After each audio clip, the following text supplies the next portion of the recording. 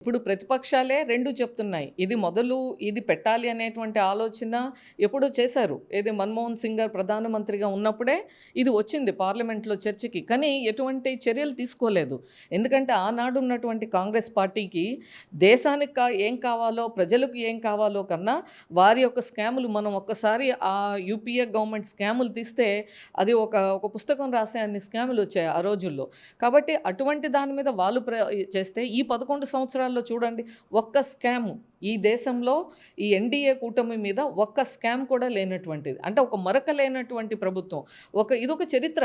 ఎందుకంటే రాజకీయాల్లో చిన్న చిన్న పదవుల్లోనే ఉంటేనే మొత్తం కుటుంబం అంతా కూడా ఆ పదవిని అనుభవించి దాని ద్వారా ఎంతో చేస్తున్నటువంటి అనేక సంఘటనలు అనేక ప్రాంతాల్లో మనం చూస్తున్నాం.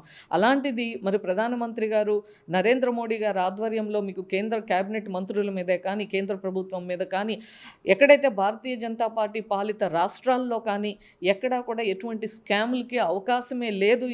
ఇది కేవలం అభివృద్ధి సంక్షేమానికి మాత్రమే ఈ యొక్క భారతీయ జనతా పార్టీ కట్టుబడి ఉంది అనటానికి ఈ 11 సంవత్సరాల పాలనే నిదర్శనం.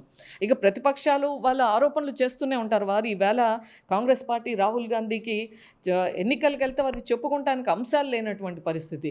ఆ దశలో ఏదో ఒక అనుమానం రేకెత్తించటం. ఇవాళ బెనిఫిట్ అనేది మీరు నేను చెప్తే కాదు, పబ్లిక్ వెళ్ళి కొనుక్కుంటున్నారు. సేల్స్లో కనపడతా ఉంది. మరి పబ్లిక్కి రేట్లు తగ్గకపోతే వీధి మీదకి వచ్చి ఎక్కడ మీరు చెప్పారు, మాకెక్కడ ఆ లబ్ధి కలగట్లేదు అని అప్రూవర్ వస్తుంది. ఎందుకంటే అంత ప్రచారం జరిగిన తర్వాత అది కానీ ఆ లబ్ధి ఆ యొక్క వినియోగదారుడికి చేరకపోతే డెఫినెట్గా వాళ్ళు క్వశ్చన్ చేస్తారు. ఎక్కడా లేదు అంటే అది జరుగుతూ ఉంది కాబట్టే మరి సేల్స్ మనం చూసాం. అసలు ఎంత ఒక జాతరలాగా జరిగాయి కొన్ని షాప్స్లో. ఎందుకు జరిగింది? జీఎస్టీ బెనిఫిట్ ఉంది కాబట్టి జరిగింది.